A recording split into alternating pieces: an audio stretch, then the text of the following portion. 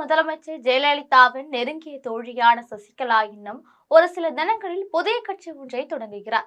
இதன் மூலம் வருகின்ற சட்டமன்ற தேர்தலில் மிக பலமான அளவில் 4வது அணி ஒன்று உருவாகிறது. புதிய கட்சி தொடங்கும் சசிகலா குறிப்பிட்ட சில தொகுதிகளில் போட்டியிடலாம் அல்லது தமிழக வெற்றி கழகத்துடன் இணையலாமா என்ற பரபரப்பு தகவலும் வெளியாகியிருக்கிறது. இது பற்றி ஜெம் தொலைக்காட்சி வழங்கும் சிறப்பு செய்தி தொகுப்பை இப்போது பார்க்கலாம்.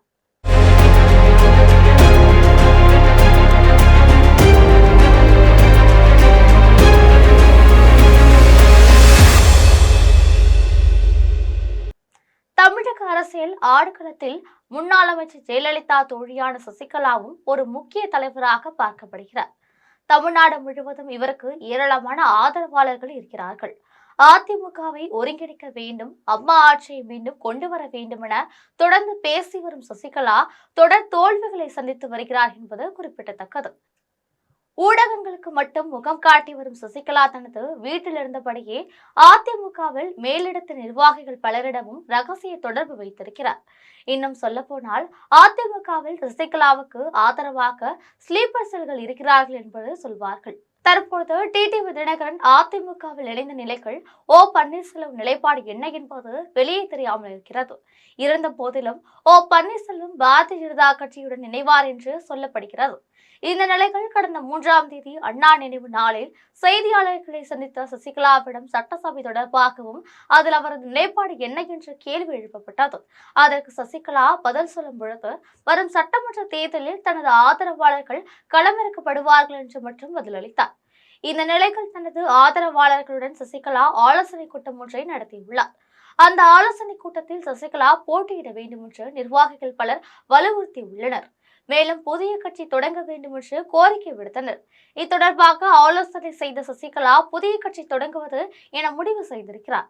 இது மட்டுமில்லாமல் வருகின்ற சட்டமன்ற தேர்தலில் போட்டியிடப் போவதாகவும் தீவிர ஆலோசனை நடத்தி வருகிறார். சசிகலா புதிய கட்சி தொடங்கும் வகையில் தமிழக அரசியலில் அது மிகப்பெரிய திருப்பு முனையாக இருக்கும் என்று கருதப்படுகிறது. சசிகலா புதிய கட்சி தொடங்கினானது அதிமுகவுக்கு மட்டுமல்ல, அனைத்து தரப்பு அரசியல் கட்சிகளுக்கும் மிகப்பெரிய சவாலாக அமையும் என கருதப்படுகிறது.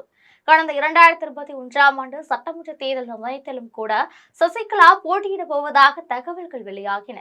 ஆனால் சொத்து கோப்பை வழக்கில் அவர் சிறை சென்றதால் போட்டியிடவில்லை. அந்த சமயத்தில் நான் தற்காலிகமாக அரசியலிருந்து ஓய்வு பெற போகிறேன் என்று அறிவித்த சசிகலா தற்போது தீவிரமான அரசியல் களத்தில் குதித்திருக்கிறார். இதற்கிடையே சசிகலாவை அதிமுக அதிருப்தியாளர்கள் பலர் நேரில் சந்தித்து பேசியிருக்கிறார்கள். இதில் சில முக்கிய நிர்வாகிகளும் அடங்குவர்.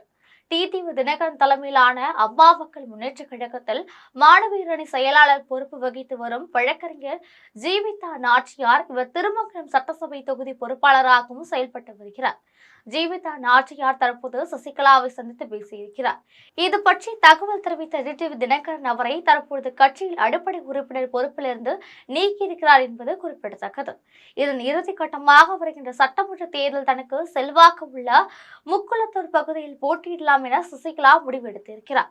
அதே சமயம் தமிழக வெற்றி கழகத்துடன் இணைந்து செயல்படவும் அவர் திரைமறைவில் பேச்சுவார்த்தைக்கு தயாராகி வருகிறார். இத்தொடர்பாக ஒரு சில முக்கிய நிர்வாகிகள் தமிழக வெற்றி கழக நிர்வாகிகளை சந்தித்து பேசியிருக்கிறார்கள்.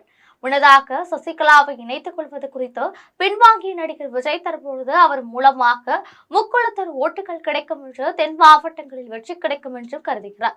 எனவே காங்கிரஸ் கட்சிக்கு கூட்டணி சேரும் வகையில் சசிகலாவையும் கூட்டணி சேர்த்தால் அதிமுக ஓட்டு வங்கிகள் தனக்கு கிடைக்கும் என விஜய் தரப்பில் ஆலோசனை நடத்தப்பட்டு வருகிறது.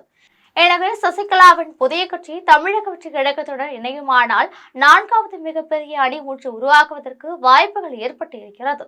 இன்னும் ஒரு சில தினங்களில் சசிகலா தனது புதிய கட்சி தொடர்பான அறிவிப்பை வெளியிடுவார் என தெரிகிறது.